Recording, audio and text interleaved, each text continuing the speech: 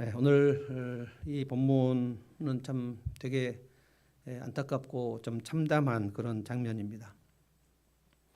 오늘은 회복의 신앙에 대해서 얘기하겠는데요. 회복의 신앙은 다시 하나님 앞에 올라가는 것을 말하는데, 우리 신앙이 어느 누구도 마찬가지입니다. 올라가기만 하는 사람은 없습니다. 저는 한 번도 못 봤고, 저 자신도 마찬가지고, 올라가다가 내려가다가 올라가다가 내려가다가, 어떤 분들은 내려가다가 계속 내려가서 못 올라오시는 분들도 있고, 내려가다가 올라오시는 분들도 있는데, 내려가다가 못 올라온 분들이 훨씬 많습니다. 내려가다가 교회를 떠나고 하나님을 떠난 분들도 있고, 지금 신천지나 하나님의 교회로 간 사람들도 있고, 각자 개인의 신앙은 대단히 여러 가지 증상과 그 형태를 보입니다. 오랫동안 내려가다가 하나님 앞에 은혜를 입고 다시 돌아와서 올라오는 사람들도 있지만, 오랫동안 올라가다가 갑자기 곤두박질치면서 내려가는 경우도 있습니다. 왜냐하면 마귀가 살아있기 때문에 그렇습니다. 우리는 마귀의 존재를 너무 두렵게도 생각하지 말아야 하지만, 마귀의 존재를 너무 그렇게 무시할 수 없습니다. 마귀는 우리 눈에 보이지 않고 시시때때로 우리의 신앙과 우리의 영혼을 무너뜨릴 계략을 세우고 덤벼들기 때문에 우리가 잠깐 방심하면 그날 무너집니다. 오늘 다윗은 한 번도 하나님 앞에서 내려간 적이 없었는데 왕이 된 다음에 오늘 무너집니다. 근데 무너지는데 정말 상상할 수 없을 만큼 왕창 무너져 버립니다. 그것이 이제 방심입니다. 모든 죄악은 방심으로부터 옵니다. 하와도 그날 하나님의 말씀을 묵상하지 않는 채 뱀의 유혹을 받았을 때, 하나님 말씀을 내가 묵상하지 않아도 괜찮겠지라고 생각하다가 그날부터 에덴 동산을 쫓겨나고, 모든 인간들이 하나님 앞에 떠나는 것을 대표로 떠났습니다. 자기의 그 위치를 망각했어요. 아담과 하와는 자기의 위치를 망각했습니다. 한 사람으로 인하여 모든 사람들에게 죄가 돌아온다는 것은 그 아담과 하와가 자기 개인의 자격으로 하나님 앞에 선 것이 아니었다는 것을 아담과 하와가 몰랐다는 것입니다. 오늘 다윗은 이스라엘 왕으로서 절대로 하지 말아야 될 일들을 엄청 많이 해버립니다. 그는 한 번도 하나님 앞에서 내리막길을 걸은 적이 없습니다. 여러분이 다윗의 등장부터 시작해서 왕이 되는 시간까지 보면 단 한 번 엄청 분노해서 그 나발을 한번 죽여버리려고 하는 사건이 한 번 나오는데, 그 나발의 아내 아비가일이 도움으로 그 분노를 진정시켜서 그런 일이 일어나지 않았습니다. 다윗은 정말 깨어있는 사람이었고, 하나님께서 다윗을 보시고 너는 내 마음이 합하다, 어떻게 너하고 나하고는 이렇게 마음이 똑같냐, 이럴 정도로 하나님은 다윗을 진짜 좋아하셨습니다. 근데 이제 11장 사무엘하 11장은 참으로 가슴 아픈 장면입니다. 만약 이 11장 밧세바 사건이 없었다면 사무엘하 마지막까지의 기록 역사는 대단히 승승장구했을 텐데, 다윗이 그날 방심합니다. 오늘 하나님이 그 나단 선지자를 보내서 뭐라고 하냐면, 네가 나를 무시했다, 네가 여호와의 말씀을 멸시했다. 영어로 디스파이스라는 용어를 2번 쓰는데요. 모든 죄는 하나님의 말씀을 가볍게 여기는 거고, 더 나아가서 하나님을 가볍게 여기는 겁니다. 그래서 밧세바를 데려오라, 저 여인이 누구냐라고 물어봤는데, 신하들이 가서 그 벗은 몸으로 목욕하는 여인이 밧세바라는 것, 그리고 지금 요압과 함께 전쟁터에 나간 우리아의 아내라는 것. 우리아는 그 본래 가나안 족속입니다. 헷사람이에요. 헷사람, 헷족속, 아모리 사람들, 가나안 사람들, 이 사람들은 모두 죽이라고 했는데, 그들 중에 하나님 앞에 그 신앙을 고백한 라합 같은 그런 사람이죠. 그래서 내가 이스라엘 백성이 아닌데 하나님의 은혜를 입었다 그래서 헷사람 우리아는 진짜로 충신이었습니다. 그런데 우리아의 아내라는 얘기를 들었을 때 거기서 멈춰야 되는데 멈출 수 없어요. 탐욕으로 데려오라. 그래서 네 이름이 뭐냐? 우리아의 아내 밧세바입니다. 내 방으로 들어오라. 그래서 왕의 권력으로 여인을 탐합니다. 그리고 나서 여러분 11장 읽어보면 진짜 이 사람이 다윗이 맞나 생각할 정도로, 그러니까 어떤 사람도 이 사람이 성령 충만하게 이제까지 살았으니까 이 사람은 절대로 이상한 짓을 하지 않을 거다, 이렇게 생각할 사람이 아무도 없습니다. 그날 무너지는데 여지없이 무너져 버립니다. 그리고 그 여인을 돌려보냈는데 그때 이제 하룻밤의 불륜으로 아기를 가지게 돼요. 밧세바가 이제 왕에게 기별을 합니다. 왕의 첫째가 임신을 했습니다. 그때 이제 다윗이 마음에 계략을 씁니다. 우리야를 데려와서 밧세바하고 잠을 자게 해가지고 이 아기가 우리야의 아내인 것처럼 속여야 되겠다. 그리고 계략을 쓰면 하나님이 굉장히 싫어하십니다. 계략은 뭐냐면 거짓 계획이거든요. 거짓 계획을 의도적으로 꾸미는 일을 다윗이 했는데 우리야가 말을 듣지 않아요. 우리야에게 특별 휴가를 줘가지고 요압 장군에게 우리야를 데려와서 특별 휴가를 주려고 한다. 우리야가 왕궁으로 돌아오니까 네가 너무 수고했다. 가서 네 부인하고 즐거운 시간을 보내라. 그리고 음식을 보내고 막 호의를 베푸는데 이거 다 위선입니다. 다윗은 1년 동안 아주 위선적으로 행동해요. 마치 우리야를 대단히 잘해주는 것처럼.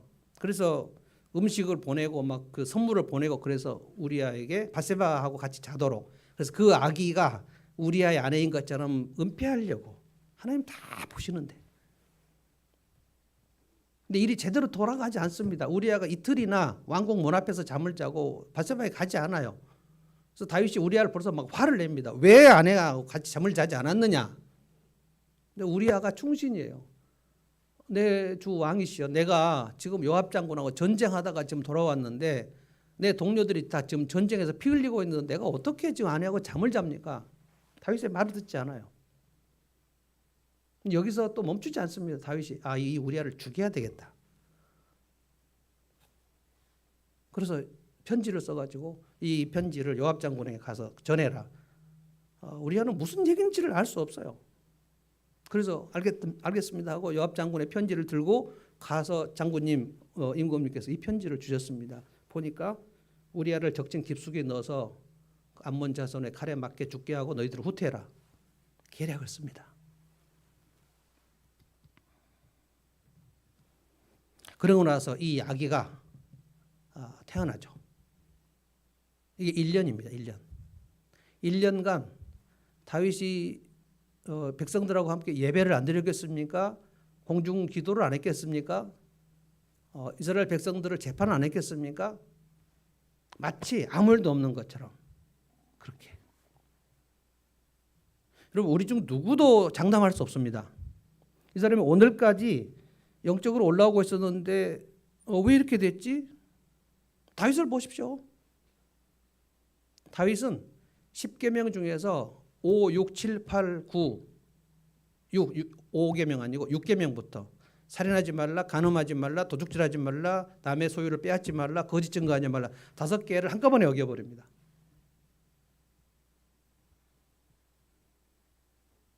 다윗의 범죄가 사울의 범죄보다 훨씬 심합니다. 그런데 여러분 다윗은 사울과 큰 차이는 뭔가? 범죄를 저지르지 않았다는 게 아닙니다. 우리 모두는 다 하나님 앞에서 범죄를 저지른 자들인데 예수 믿는 자와 예수 믿지 않는 자의 차이는 뭔가? 우리는 죄를 알았고 회개를 했다는 거고요. 예수를 믿는다는 것은 내가 지옥 갈 죄인이라는 사실을 깨달았다는 거예요. 우리가 죄인이 아니라는 뜻이 아닙니다. 우리는 하나님 앞에 갈 때까지 죄인 맞아요. 여러분도 저도 죄를 지으면서 덕지덕지 죄가 들러붙어서 갈 거예요. 그런데 문제는 뭡니까? 우리가 죄인인 것을 알았고 그리고 예수님의 보혈이 내 죄를 씻으신다는 하나님 약속을 알았다는 거죠. 우리하고 비신자들하고 차이는 아무것도 없고 죄가 다 똑같이 있어요.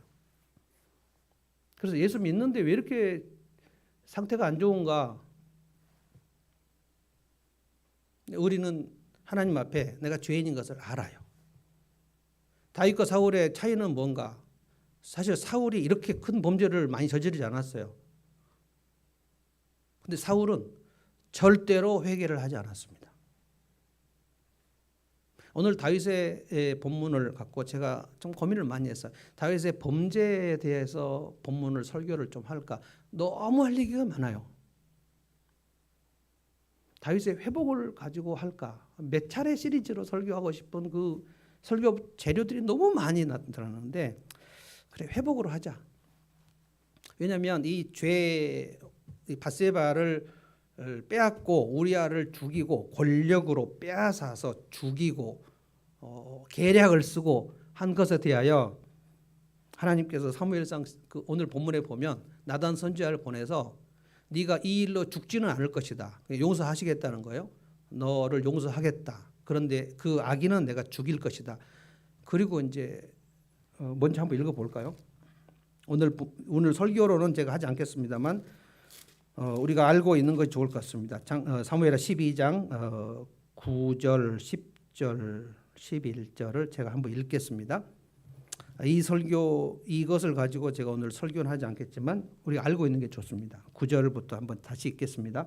그런데도 너는 어찌하여 나의 주의 말을 가볍게 여기고, 이 가볍게 여긴다, 이게 멸시, 디스파이스입니다. 주님의 말씀을 멸시했다. 내가 악하게 여기는 일을 네가 하였느냐? 너는 햇사람 우리아를 전쟁 때 죽이고 그의 아내를 빼앗아 네 아내로 삼았다. 너는 그걸 암몬 사람의 칼에 맞아 죽게 하였다. 정확하게 말하면 살인 교사입니다. 살인 교사. 요압에게 암몬 사람의 칼에 맞아서 우리아를 죽이게 하라라고 편지를 우리아의 손에다가 준 거예요. 얼마나 가증스럽습니까? 하나님 그걸 다 보셨다는 거예요. 모든 죄는 하나님 눈앞에서 짓는 것입니다. 그래서 자, 10절과 11절 우리 다 같이 한번 읽어보면 좋겠습니다. 10절, 11절 한번 읽어봅시다. 천천히 읽습니다. 시작. 너는 이렇게 나를 무시하여 햇사람 우리아의 아내를 빼앗아다가 네 아내로 삼았으므로 이제부터는 영영 네 집안에서 칼부림이 떠나지 않을 것이다. 주님께서도 이렇게 말씀하십니다. 내가 너의 집안에 재앙을 일으키고 네가 보는 앞에서 내가 너의 아내들도 빼앗아 너와 가까운 사람에게 주어서 그가 대낮에 너의 아내들을 욕보이게 하겠다. 제가 이 말씀을 이번에 묵상을 하고 영적으로 깨어있지 않은 상태가 얼마나 우리 인생에 치명적인가. 내가 함부로 주님 앞에 죄를 지으면 주님이 나를 지옥에 보내시진 않겠지만, 그리고 오늘 죽이시진 않겠지만 그 죄의 대가는 정확하게 데칼코마니구나.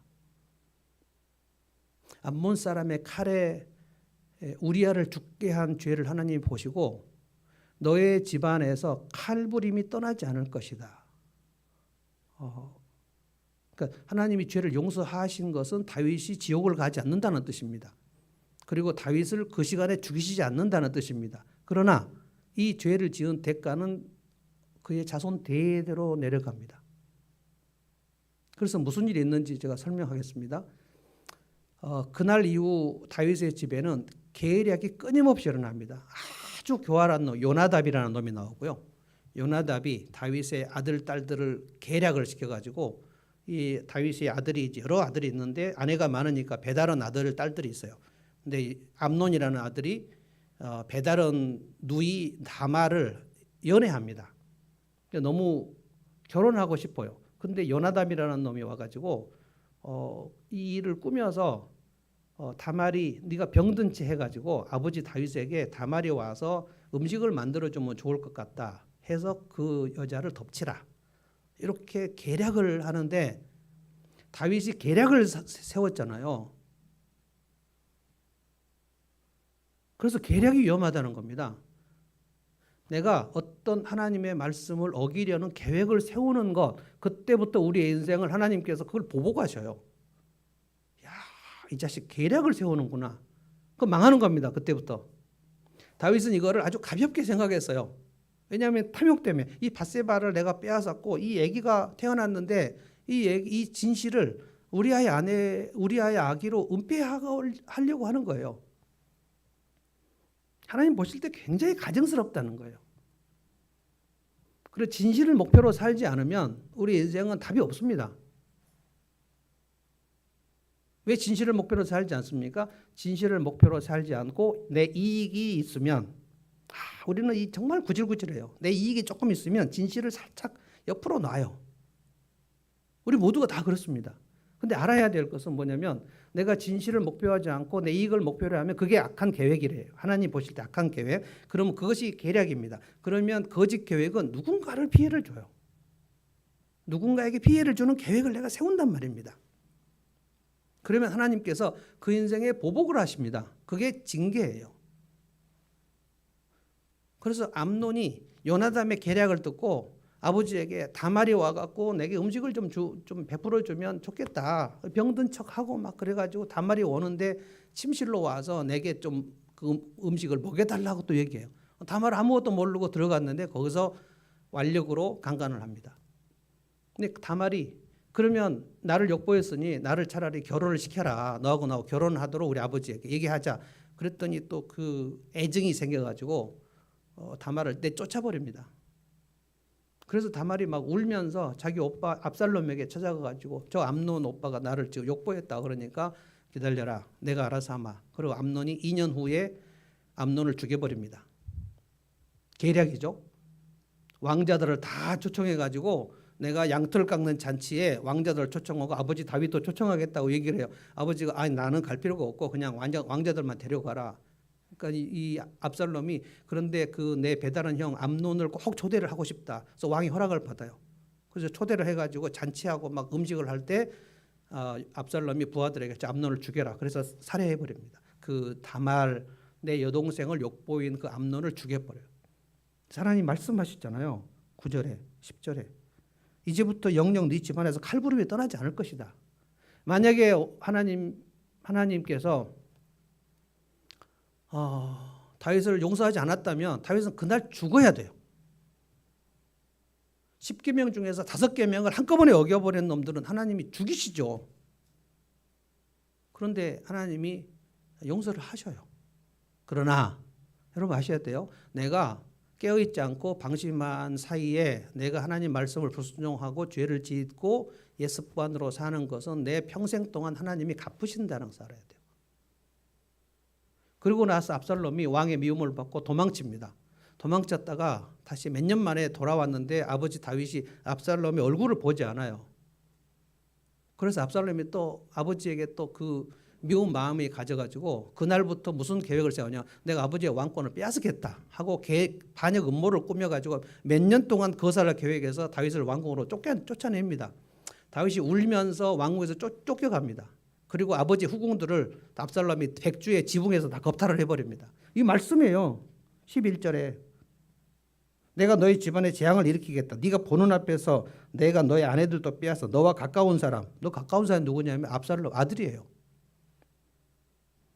그가 대낮에 너희 아내들을 욕보이게 할 것이다. 너는 몰래 그러한 일을 하였지만 나는 대낮에 이스라엘이 전체 보는 앞에서 이 일을 할 것이다. 하나님 말씀하시면 그대로 하시는 겁니다. 그래서 우리가 그냥 내가 좀 방심하고 내가 조금 불순종하면 뭐 하나님 용서해 주시겠지. 용서해 주십니다. 그러나 그 죄의 대가는 오래 간다. 오늘 여러분이 이 말씀을 들으면서 그래 나는 이제까지 죄를 많이 범했는데 내 인생이 다시 회복될 수 있을까? 이런 생각을 하실지 모르겠지만 그런 분들은 오늘 이 말씀을 잘 들으시면 좋겠어요. 회복될 수 있습니다. 회복될 수 있는데 이제까지 죄를 범한 것에 대한 대가는 여러분이 당하셔야 됩니다.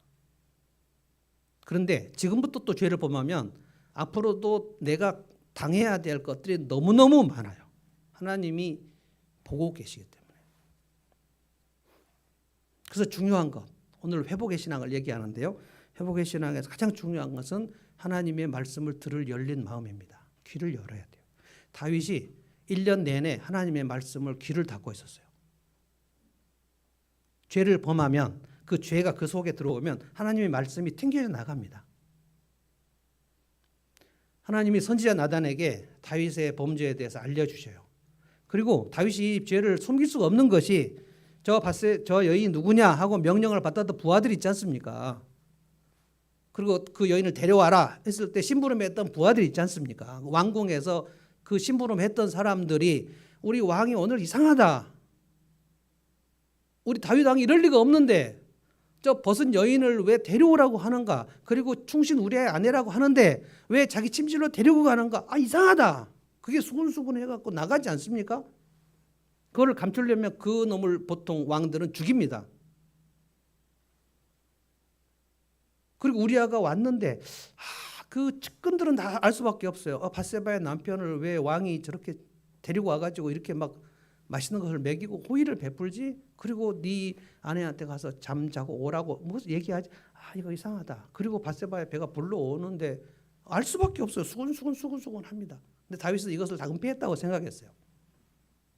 하나님이 선지자 나단에게 이 말씀을 다 알려주십니다. 내 종 다윗이 이러이러한 죄를 범했는데 네가 가서 그 죄를 책망해라. 나단이 자기 왕 다윗의 그 영성이 이렇게 무너졌다는 사실을 들었을 때 얼마나 가슴이 아팠을까요?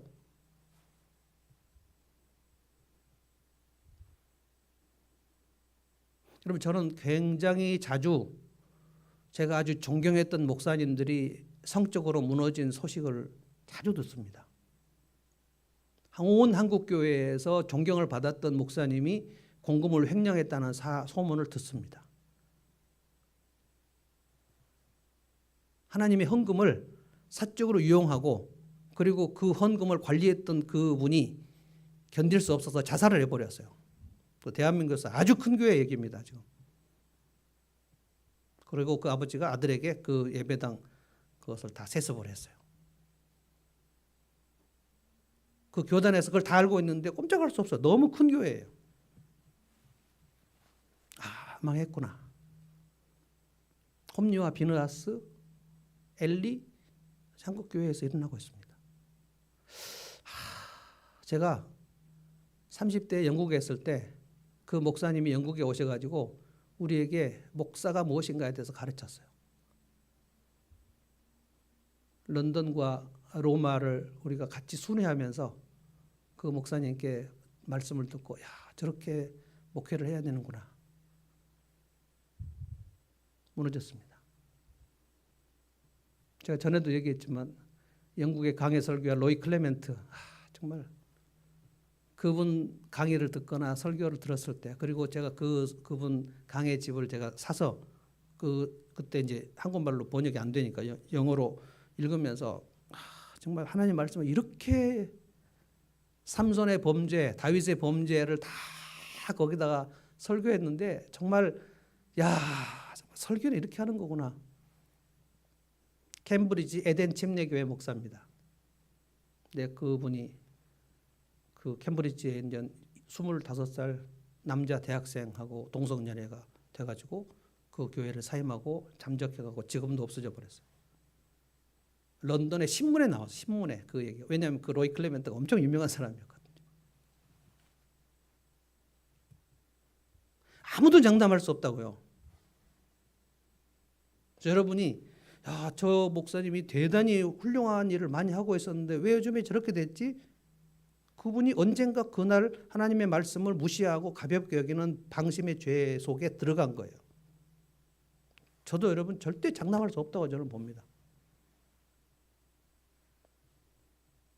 나단이 와서 다윗에게 이 얘기를 할 때 나단은 죽을 각오를 하고 얘기합니다. 왜냐하면 선지자들이 이렇게 왕에게 직접 책망을 했을 때 죽은 선지자들이 구약 역사에 굉장히 많습니다.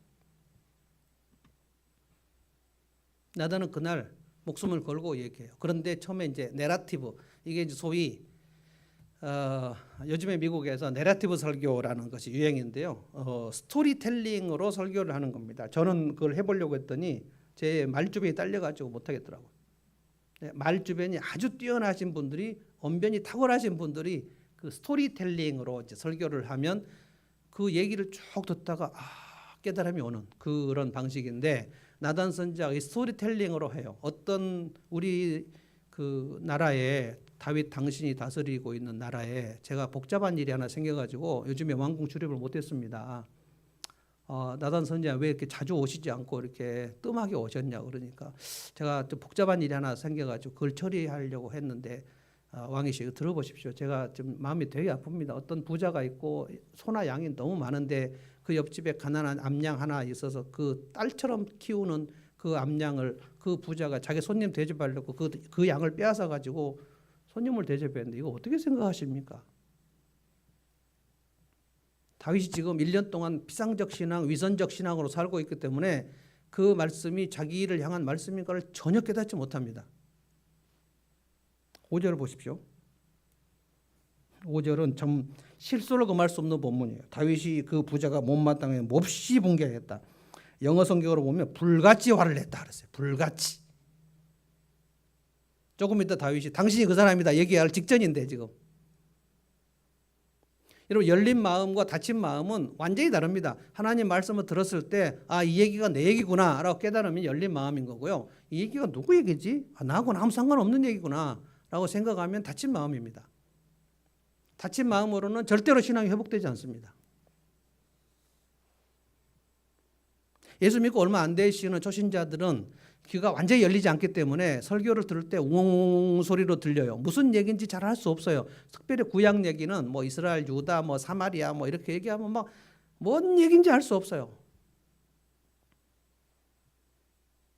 초신자들은 귀가 열렸다라고 완전히 열렸다 볼 수 없습니다. 귀가 열리긴 했는데 이렇게 닫혀 있기도 하고 열려 있기도 하고 뭐 들리는 것도 있고 안 들리는 것도 있고 합니다. 근데 초신자들이 아니고 기신자인데 오랫동안 예수를 믿었지만 하나님의 말씀에 마음이 닫혀 있는 분들은 설교를 들어도 절대로 내 얘기로 들리지 않습니다. 그 얘기로 적용을 할 수 없어요.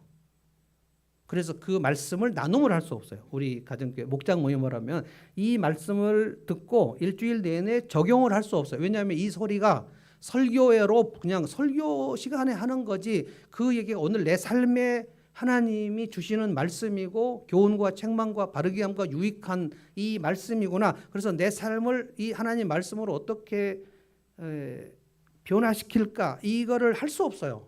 이게 닫힌 마음입니다.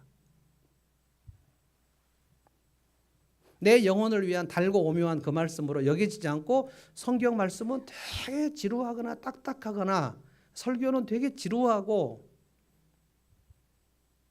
왜 이렇게 하는 얘기 또 하고 한 얘기 또 하고 그래 빨리 끝났으면 좋겠다. 이게 닫혀진 마음의 전형적 증상입니다. 하나님 말씀을 들을 때 그 달콤하다는 그 느낌이 없는 거예요. 시편에 주의 말씀은 송이꿀보다 달고 무슨 얘기야? 송이꿀보다 달다니. 조나단 에드워드가 숲속을 거니면서 1시간 동안 말 타고 가다가 숲속에서 하나님과 정말 달콤한 시간을 보냈다. 제가 40대 목사 때 이 말씀을 듣고 절망을 했어요. 1시간 동안 숲속에서 하나님의 달콤하심을 경험했다. 분명히 기록에 있는데 하나님의 달콤하심을 경험했다는 게 뭔지를 모르겠어요. 진짜 답답했습니다. 프랑스의 신학자요 철학자인 파스칼은 자기의 영적 일지 팡세에서 몇 시간부터 몇 시간까지 딱 하나 불, fire. 그러니까 불이 내게 임했는데 몇 시간 동안 불이 임했다는 거예요.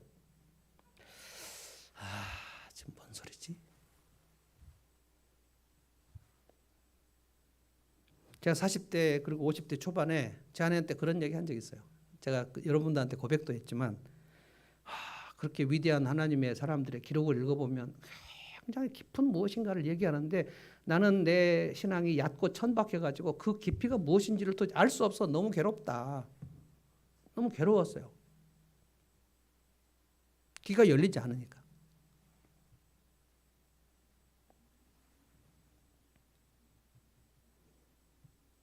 우리 인생에 회복될 기회는 참으로 많이 있습니다. 여러분 사울이 회복될 기회가 없었습니까? 사무엘 선지자가 와가지고 얼마나 다윗에게 지금 나단이 다윗을 책망한 것 이상으로 사무엘은 몇 번이나 그 책망을 공개적으로 당신은 왜 불순종을 했느냐? 당신 이러면 왕위를 빼앗긴다. 그럼 당신 인생이 망한다. 라는 얘기를 했는데 사울은 그 얘기 사무엘의 선지자 얘기 듣고 단 한 번도 회개한 적이 없어요. 그래서 죄를 지어서 사울이 망한 게 아니고 사울은 회개를 하지 않아서 그렇습니다. 악인은 죄가 없다는 뜻이 아닙니다. 악인은 죄를 지은 자가 아닙니다. 악인은 그 죄를 회개하지 않는 자입니다. 왜 그래요? 닫혀있는 마음이기 때문에 하나님 말씀을 들을 때 이 얘기가 내 얘기인지를 알지 못하는 거예요.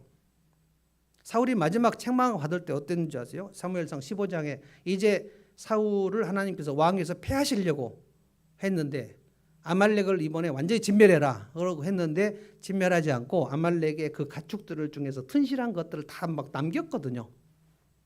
그래서 사무엘이 와가지고 왜 다 진멸하라 그랬는데 이걸 남겼느냐 그랬을 때 사울이 뭐라고 반응을 했냐면 선지자님 나는 여호와의 말씀을 다 순종했습니다. 내가 불순종했다는 사실이 인지가 안 되는 거예요. 내가 다 순종을 했고, 그리고 이 가축은 여호와께 제사를 드리려고 남겨뒀다고 그렇게 핑계를 댔어요. 그리고 사울은 끝났습니다.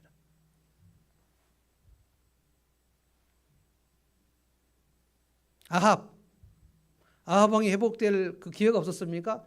아합에게는 이스라엘에서 가장 훌륭한 선지자인 엘리야가 있었습니다. 엘리야가 아합을 회복시키려고 얼마나 애를 썼는지 몰라요. 절대로 회복되지 않았습니다. 아합이. 그래서 아합의 집을 하나님께서 끝장내버리셨어요. 아합의 집에서 남자가 다시는 일어날 수 없다. 아합의 집은 다 내가 그냥 끝낸다. 아합과 이세벨. 예수님 당시에 그 헤롯이 있었습니다. 헤롯이 누구를 감옥에 가뒀는지 세례 요한입니다. 세례 요한이 헤롯을 책망했을 때 그가 하나님 말씀을 듣고 회복될 수 있었습니다. 그런데 세례 요한은 목을 베버렸죠.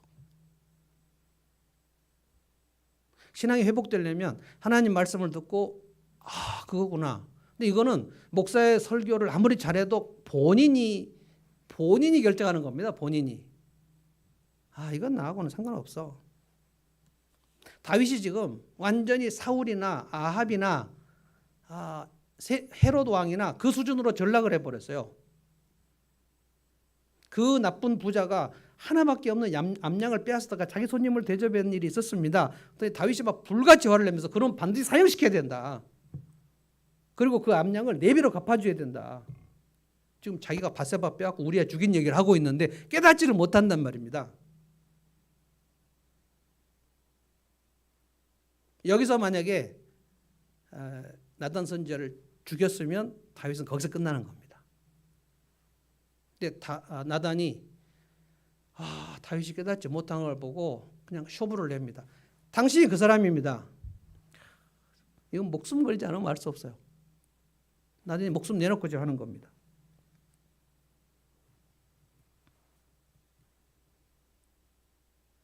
7절 임금님이 바로 그 사람입니다. 개역성경에는 당신이 그 사람이라. 당신이 그 나쁜 그 부자 맞다. 그리고 나서 나단이 작정하고 하나님이 자기에게 주신 책망의 메시지를 그냥 쫙 얘기해버려요. 그게 9절, 10절, 11절. 네 집에서 칼이 떠나지 않을 것이다. 네 집에서 재앙이 떠나지 않을 것이다. 내가 너를 굉장히 좀 싫어한다. 어떻게 네가 이런 일을 내 앞에서 할 수가 있냐. 네가 나를 멸시했다. 내 말씀을 네가 멸시했다. 가볍게 여겼다. 그러니까 하나님을 가볍게 여기면 하나님의 말씀을 가볍게 여깁니다. 하나님의 말씀을 내가 가까이 하는 것이 내게 무슨 유익이 있겠어. 그냥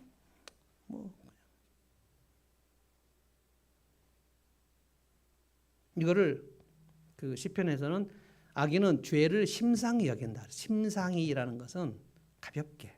내 죄를 가볍게. 나만 그랬어? 이런 거. 왜 나만 가져 그래? 이렇게 말하는 사람이 있었죠. 내가 그 광주의 무고한 인명을 학살한 것에 대해서 내가 뭐가 그렇게 잘못을 했나? 그리고 그 부인은 뭐라고 그랬죠? 우리 남편은 한국 민주주의 아버지라고 그랬죠. 그 단임제를 실현한 최초의 대통령이었다는 거예요. 그러니까 박정희보다 우리 남편은 훨씬 낫다. 민주주의를 확립한 민주주의의 지도자였다. 미친 거 아닙니까?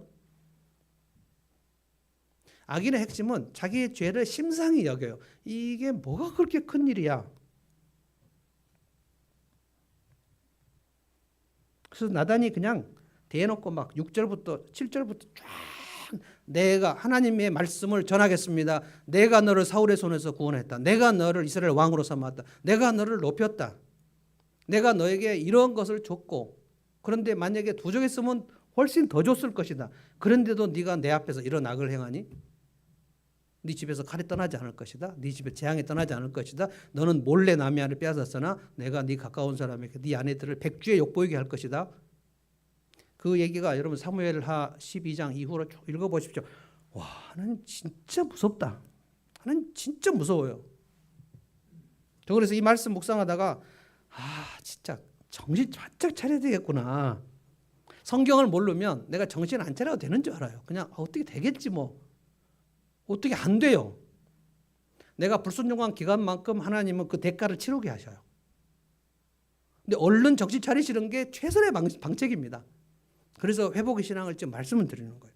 열린 마음. 열린 마음. 지금 나는 하나님 말씀을 듣고 이것이 내 얘기로 들리는가? 아니면 다른 사람 얘기로 들리는가? 열린 마음이 있으면 그 다음에 이제 상한 마음이 있습니다. 상한 마음. 16절.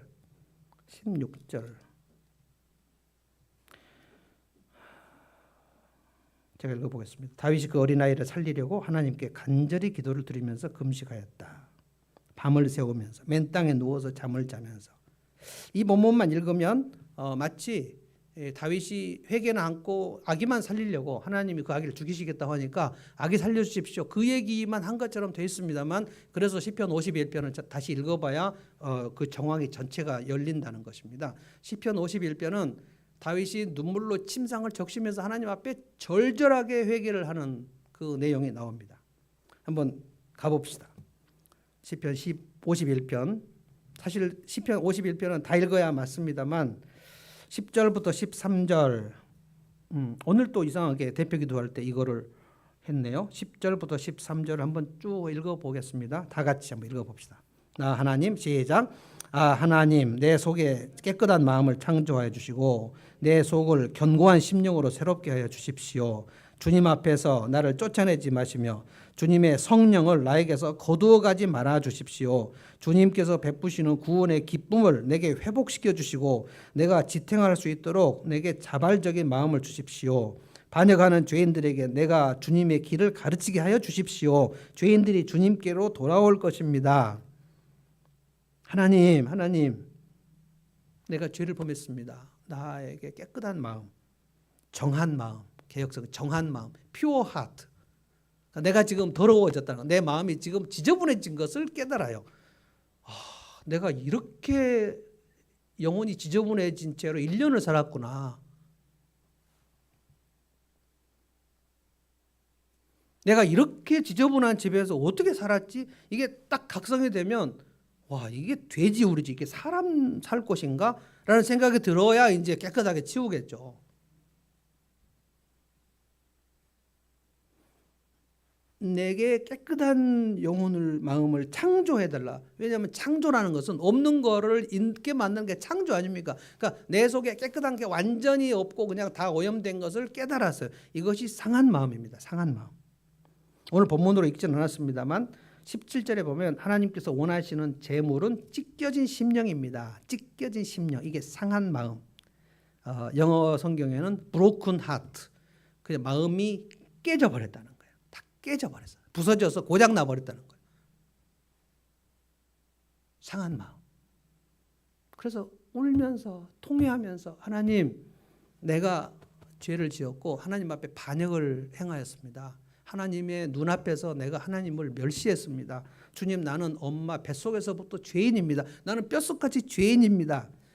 막 회개를 합니다. 마치 그 체했던 것을 막 토해내는 것처럼 이거를 시편에는 토설이라고 해요. 토설. 죄를 토해내는 거예요. 그동안 감추려고 했던 거, 죄를 은폐했지 않습니까? 1년 동안 어떻게 이렇게 가정하게 다윗이 죄를 은폐하면서 마치 시편 막 성전에 올라가는 노래도 했고, 그리고 죄를 짓고 회개하지 않는 목사님들 설교 잘합니다. 저는 목사로도 생각하지 않고 있는 저쪽에 그 강북에 있는 어떤 목사, 아주 한국에서 유명한 목사, 여자 성도들을 엄청 많이 성적으로 겁탈하고 나서도 지금도 목회를 잘해요. 최근에 이제 온라인 유튜브 들어봤더니 설교를 잘하더라고요. 근데 가장 놀라운 것은 자매들이 지금도 모두 몰려가서 설교를 듣고 있어요. 어떻게 하려고 그러지? 그 사람 아직 치료 안 됐습니다. 그 교회에서 쫓겨날 때 성중독 치료비로 뭐 몇 천만 원인가 몇억 원인가 지불했어요. 근데 성중독 치료를 했다는 그 얘기를 듣지 못했어요. 근데 젊은 자매들은 왜 그렇게 몰려가는 것인가? 여러분, 이해할 수 없는 일들이 세상에는 굉장히 많습니다. 여러분, 죄를 범한 상태에서 교회 봉사할 때 갑자기 막 사고 나고 그렇습니까? 죄를 범하면 갑자기 교통사고 나고 막 그렇습니까? 내가 하나님 앞에 불순종을 하면 갑자기 자식들이 막 열이 펄펄 끓고 아프고 그렇습니까? 그렇지 않아요. 그래서 우리가 착각을 하는 거예요. 아, 아무 일도 안 일어나는구나. 죄는 반역입니다. 하나님의 눈앞에서 하나님을 반역하는 거예요. 그리고 하나님을 멸시하는 겁니다. 하나님이 뭐 이렇게 말씀하셨지만 그렇게 되겠어? 아이고 웃기고 있네. 이게 멸시죠. 어떤 목사는 하나님 내 손에 까불면 죽어 이런 말도 했죠. 미친놈 아닙니까? 그런데도 한국에 있는 교인들은 뭐 엄청 많이 달려가고 뭐 그분을 막 연호하고 뭐 엉망진창이에요 지금. 그러니까 얼마나 그 영혼이 그 하나님 앞에서 담대해졌으면 그 많은 사람들 앞에서 그런 얘기를 할 수가 있는가. 저는 그렇게까지는 할 수 없어요. 저는 하나님 무서워요. 하루 강아지가 범 무슨 줄 모르고 덤비는 꼴입니다. 근데 죄는 다 이겁니다. 하루 강아지가 범 무슨 줄 모르고 덤비는 거예요. 범 털도 막 뽑고 막 그러는 거예요. 그러면 그 표범이 강아지를 가만 놔두겠어요? 오늘 이 시편 51편에 다윗이 하나님 앞에 상한 마음으로 회개할 때 그 핵심은 저는 이거라고 봅니다. 아, 내 안에 사울이 있었구나. 하나님이 완전히 멸망시키는 그 악인의 모습이 내 안에 있었구나.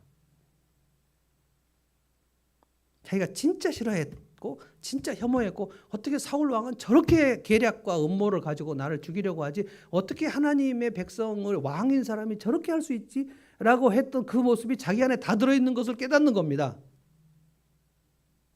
여러분 우리 안에는 가인이 있고요. 우리 안에는 에서가 있고요. 우리 안에는 사울이 있고 우리 안에 아합이 있습니다. 그거를 깨닫는 게 상한 심령이에요. 어떻게 남의 아내를 빼앗을 수 있습니까? 어떻게 그 남편을 죽일 수가 있습니까? 그 죽이라는 편지를 어떻게 그 남편의 손에 쥐어줄 수가 있습니까? 하나님이 그것을 놓고 그냥 눈 감아 주셔야 됩니까? 그 아기가 태어날 때까지 다윗이 회개하지 않았으니까 1년간 다윗은 완전히 위선적으로 살았습니다. 아주 비상적으로 신앙생활했어요. 전혀 성령님을 따르지 않았습니다. 그런데 이번에는 얼마나 성령님을 의지하고 막 이렇게 하자고 얼마나 했겠을까요? 그래서 12절에 뭐라고 기도하냐면 12절에 제가 한번 다시 읽어보겠습니다. 주님께서 베푸시는 구원의 기쁨을 내게 회복시켜 주시고 그게 무슨 뜻입니까? 그 1년 동안 구원의 기쁨이 없었다. 희락. 그러니까 예수 믿는 즐거움이 없었다. 그러니까 하나님을 떠나거나 하나님을 무시하거나 반역하면 첫 번째로 없어지는 희락입니다. 희락. 내가 예배하는 기쁨, 하나님 말씀을 읽는 기쁨, 순종하는 기쁨, 그 마음의 든든함, 희락. 영어로는 그냥 joy라고 하죠. joy. 사랑과 희락과 화평. love, joy, peace. joy입니다. joy. 그런데 우리 성경 희락이 저는 참 좋습니다. 그 희락은 그냥 돈 벌어서 기쁜 그거하고는 다릅니다. 내 영혼이 하나님의 앞으로 갈 때, 하나님과 가까이 갈 때 하나님이 내게 준 은혜와 긍휼로 든든해진 그 뭐랄까요? 든든함입니다. 든든함. 희락. 그게 다윗이 1년간 없어졌어요. 그래서 이것을 회복시켜 달라고 얘기한 겁니다. 주님이 베푸시는 구원의 기쁨, 구원의 즐거움을 회복시켜 주시고 내가 지탱할수록 내게 자발적인 마음을 주십시오. 개역 성경은 자원하는 심령. 그러니까 이 두 가지가 없어요. 그러니까 내가 다친 마음으로 살았는가 열린 마음으로 살았는가를 스스로 진단하시려면 내게 구원의 즐거움이 있는가 내게 자원하는 마음이 있는가 희락과 열정이 내 속에 있는가 아니면 이것이 사라졌는가를 보시면 돼요. 하나님을 찬송할 때 오늘 우리가 15분 동안 하나님을 찬송하지 않았습니까? 찬송할 때 내 속에 그 찬송에 대한 열정과 생기가 있어서 하나님께 올리면 하나님 그걸 받으십니다. 받으시면 여러분 감당할 수 없을 만큼 하나님 뭐 기뻐하시고 우리에게 복을 주시지 않을 수 없어요. 근데 내가 찬양을 하는데 이걸 뭐 찬양을 뭐 이렇게 뭐 15분 동안 해. 조 목사님은 한 거를 또 하고 한 거를 또 하고 좀 이따 찬양할 텐데 또 하고 15분이나 해.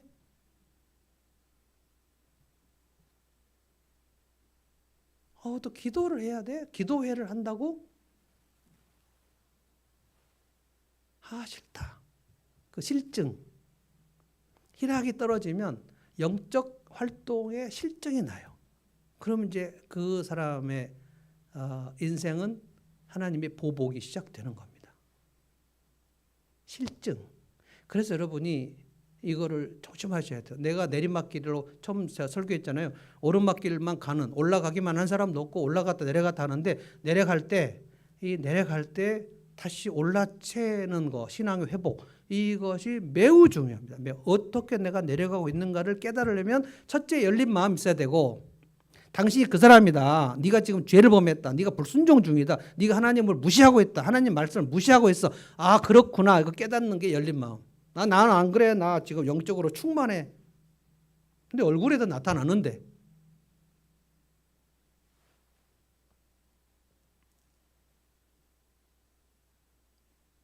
내게 구원의 기쁨이 있는가? 그리고 내게 장원하는 마음이 있는가? 여러분, 은혜를 받은 성도들은 그 청소할 때도 달라요.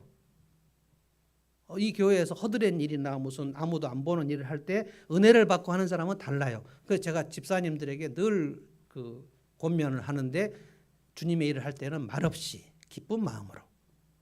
그러니까 이게 은혜가 없이 일을 하면 그가 일을 하고 소리가 커져요. 내가 이걸 했는데, 그러니까 은혜가 없이 설거지를 오랫동안 하면 이렇게 이 교회는 설거지하는 사람이 없어.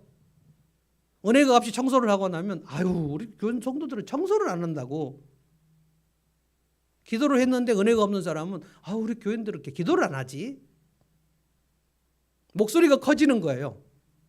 그럼 저분이 지금 상태가 안 좋구나. 저는 생각할 수밖에 없어요. 그리고 그 집 가족들은 다 알아요. 우리 아빠, 우리 엄마 지금 상태 안 좋아. 이거 다 알아요.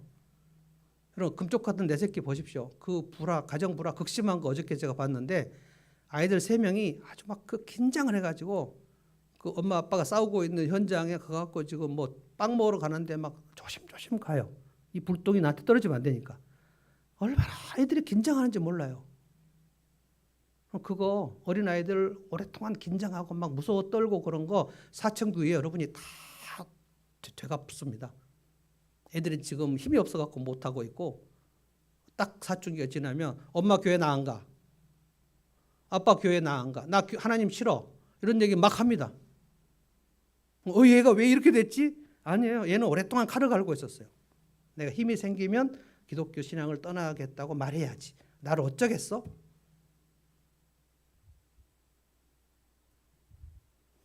자식들에게 보복을 받는 게 진짜 가슴이 쓰라린 건데, 나중에 다윗은 압살롬의 반역, 압살롬이 4년간 준비합니다. 모든 성문 앞에서 왕에게 재판하러 오는 사람들을 자기가 다 가로채가지고 그 백성들의 마음을 자기에게로 돌아오게 하려고 백성들에게 아부를 해요. 근데 여기 성경에 뭐라고 그러냐면, 압살롬이 백성들의 마음을 훔치니라. 그래서 훔치니라. 그렇게 철저하게 계략을 세워가지고 왕을 선포했는데, 다윗이 거기서 그 압살롬의 군대하고 우리 싸우지 말자고 도망가요. 근데 울면서 맨발로 도망가요. 오늘 사무엘하 12장 10절 말씀을 하나님께 실현하시는 겁니다. 왜 그래요? 밧세바를 빼앗고 우리아를 칼로 죽인 것을 하나님께서 굉장히 싫어하셔가지고, 네가 그 행한 대로 내가 갚아주리다. 너를 죽이지는 않겠고 지옥을 보내지는 않겠으나 이 악인은 죽일 것이고 너는 네 인생에서 내가 갚겠다. 이것이 무섭다는 거예요. 이것이. 여러분, 정신 안 차리고 사는 동안에 그냥 아무 일도 안 일어난다고 생각하지 마십시오. 오늘 아무 일도 안 일어나요. 그러나 하나님께서 오늘 이 말씀으로 여러분들에게 하나님의 두려우심을 알려주시려는 계획이 나 있다고 봅니다. 누가 회복의 신앙이 필요한가? 내가 탐욕을 부린 밧세바, 내가 빼앗은 밧세바는 누구일까? 생각을 해보셔야 돼요. 내가 진실을 은폐한 것은 무엇인가? 내 영적 상태를 방치한 것은 무엇일까? 2가지를 생각해 보셔야 돼요. 내게 희락이 있나? 내게 자원하는 마음이 있나? 그게 없으면 나는 오랫동안 다친 마음으로 살았다는 것을 내 삶으로 증거하는 거예요. 할 말이 없는 거예요. 사도 바울은 내게 주신 은혜가 넘치도록 풍성하였다라고 고백을 했죠. 영적으로 잠들어 있으면 그런 고백을 할 수가 없습니다. 내게 주신 은혜가 풍성해요. 넘치도록 풍성해요. 내 삶이 얼마나 퍽퍽한데. 오늘 이 시간 이 말씀을 우리가 읽으면서 사무엘하 12장 읽으면서 그리고 시편 51편 읽으면서 우리 신앙이 내 신앙이 지금 회복되어야 되겠다. 열린 마음이 내게 있을까? 주님이 하신 오늘 말씀이 오늘 내 영적 상태를 말씀하신 것이 아닌가? 그렇다면 내가 상한 마음으로 나가야 되겠다. 주님, 내가 이 상처나 심령 그대로 부서진 영혼 상태로 그냥 있지 않고 두 가지, 내게 구원의 즐거움을 회복시켜 주시고 내게 자원하는 심령을 주시고 내가 예배를 드릴 때 내 속에 그 불꽃 같은 그 주님을 사모하는 마음과 주님의 보혈로 이 지성소에 들어온 것에 대해서 황송해하는 마음. 지난주에 이제 은총 얘기하시죠. 은총이 흐르면 그 황송한 마음이 들어요. 내가 오늘 예배 드리기 위해서 주님이 피를 흘려서 나에게 예배를 드리게 하셨구나. 황송한 마음이 들고 그리고 뭐 그 짜증이 없어져요. 황송하니까. 이게 구원의 즐거움입니다. 그리고 무엇인가 주님 앞에 내가 드리려고 하는 그 자원하는 심정이 생깁니다. 이것을 달라고 기도했어요. 그래서 13절에 나같이 반역하는 죄인들에게 내가 주님의 길을 가르치게 해 주십시오. 이제 내가 이런 짓을 내가 하지 않도록. 그런데 참 안타깝게 사무엘하 마지막에 보면 다윗이 한 번 또 정신 못 차리고 하나님 앞 죄를 또 짓습니다. 인구조사. 다윗은 딱 죄 두 번 지었는데 아주 치명적으로 죄를 짓습니다. 마지막 다윗이 말년에 이스라엘 왕은 절대 인구조사를 못하게 되었습니다. 그러니까 이 백성이 나의 백성이라는 교만에 빠지면 인구조사를 하게 되는 거고 하나님 인구조사를 하지 말라는 거예요. 내 백성이 몇 명인가를 알고 싶어 하지 말라는 거예요. 근데 마지막 다윗이 또 한 번 요압에게 인구조사를 하라. 요압이 그때는 다윗보다 훨씬 영적으로 깨어 있어가지고 왕이시 하나님이 금하시는 일인데 하시면 안 됩니다. 그랬더니 다윗이 요압에게 화를 냅니다. 빨리 가서 시행하라. 그래서 할 수 없이 요압이 인구조사를 하는데 하나님께서 또 7년간 기근을 택할래? 일주일간 적군에게 도망 다닐래? 아니면 7일 동안 전염병으로 죽을래? 셋 중에 하나 택해라. 다윗이 미쳐버리려고. 7년 1주 어떻게 하지? 그래서 그냥 하나님의 손에 전염병으로 죽는 게 좋겠습니다. 그리고 이스라엘 백성 수만 명이 죽습니다. 여러분, 죄나 불순종은 진짜 장난이 아닙니다. 다윗이 또 엄청 엎드려서 또 하나님 이번만 한번 용서해 주십시오 하고 용서를 구하고 또 엎드리고 그랬을 때 여호와의 칼을 가진 천사가 계속 지금 백성들을 죽이고 가고 막 전염병으로 죽는 그 시간에 칼을 멈춘 거 하나님이 멈춰라 했던 그곳이 솔로몬 성전이 짓는 그곳입니다. 하나님의 용서를 구한 그 시간. 오른 하나님의 타작마당. 거기가 아브라함이 어린 양으로 제사를 드린 모리아산. 그 모리아산이 예루살렘 아라우나 타작마당. 거기가 나중에 솔로몬 성전입니다. 저는 오늘 우리 모두가 이 말씀을 듣고 회복 신앙으로 나갔으면 좋겠어요. 아무도 여기서 예외가 아니고 아무도 장담할 수 없어요. 주님이 저에게 열린 마음을 주시기를, 그래서 내게 상한 마음을 주시기를, 그래서 구원의 즐거움과 자원하는 심령을 주시기를, 그것을 주님 앞에 간구하면서 애통하면서 나가면 주님 우리 신앙을 다 회복시켜 주십니다. 자, 찬송하겠습니다. 하나님이시여 하나님이시여 주는 나의 하나님이시라. 한번 찬송하십시다. 나의 몸과 마음이 주를 갈망하며 이제 주께 고백하는 말, 여호와는 나의 힘이요 나의 구원이시니 내가 누구를 두려워하리요. 주의 인자가 생명보다 나음으로 내 입술이 여호와를 찬송하리라. 내 평생의 주를 찬송하리라. 주의 이름으로 내 손을 들리라. 찬송하겠습니다.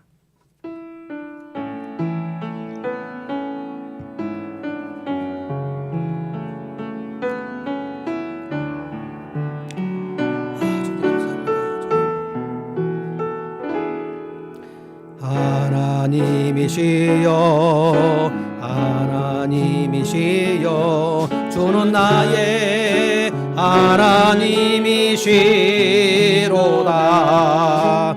나의 몸과 마음 주를 갈망하며 이제 내가 주께 고백하는 바. 여호와는 나의 힘이요 나의 힘. 여호와는 나의 구원이시니 나의 구원이시니 내가 누구를 두려워하리요. 여호와는 생명의 피난처시. 아멘 아멘. 주의 인자가 생명보다 나음으로 내 입술이 여호와를 찬양하리. 내 평생에 주를 찬양하며 주의 이름으로 내 손들. 여호와는 나의 힘이요 여호와. 아멘 아멘. 나의 여호와는 나의 구원이시니 여호와는 나의 구원이시니 내가 누구를 두려워하리요. 아멘. 여호와는 생명의 피난처시. 아멘. 주의 인자가 생명보다 나음으로 내 입술이 여호와를 찬양하리. 내 평생에 주를 찬양하며 주의 이름으로 내 손 들리라. 기도하겠습니다. 하나님 감사합니다. 오늘 저희들이 신앙이 회복되기를 원합니다.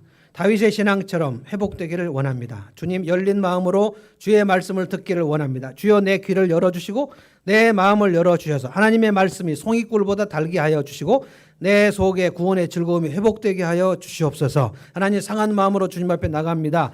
주님, 찢겨진 심령으로 주님 앞에 내 죄를 회개하며 나아갑니다. 그동안 주님, 저희들이 방심하며 살았고 주님 앞에 말씀을 무시하며 살았고 주의 말씀을 불순종하면서 내 옛습관 그대로 살았습니다. 주님, 오늘 이후 치유의 삶을 하려고 합니다. 주여, 저희들을 치유하시고 어루만져 주시고 다시 한번 희락이 생기게 하시고 화평이 생기게 하시고 평강과 감사가 넘쳐나게 하시고 예배드릴 때 기쁨 있게 하여 주시고 영혼을 구원할 때 기쁨 있게 해 주시고 내가 하나님 말씀을 들을 때 그 송이꼴보다 달콤한 그 하나님의 말씀의 맛을 누리게 하여 주시옵소서. 하나님 아버지여, 주의 말씀은 내 발의 등이요 내 길에 비친 줄 믿사오니 주의 말씀을 멀리하다가 우리가 방심하여 탐욕과 죄악에 빠지지 않게 하시고 내 영혼을 깨끗게 하사 다시 주님 앞에 견고하게 일어서게 하여 주옵소서. 오늘 우리의 인생이 오늘 저녁에 끝난다 할지라도 오늘 주님 앞에 회복이 되면 주 앞에 십자가의 보혈로 일어서게 될 줄로 믿습니다. 주의 보혈로 저희들에게 능력을 주시고 성령의 권능이 나의 능력이 되게 하여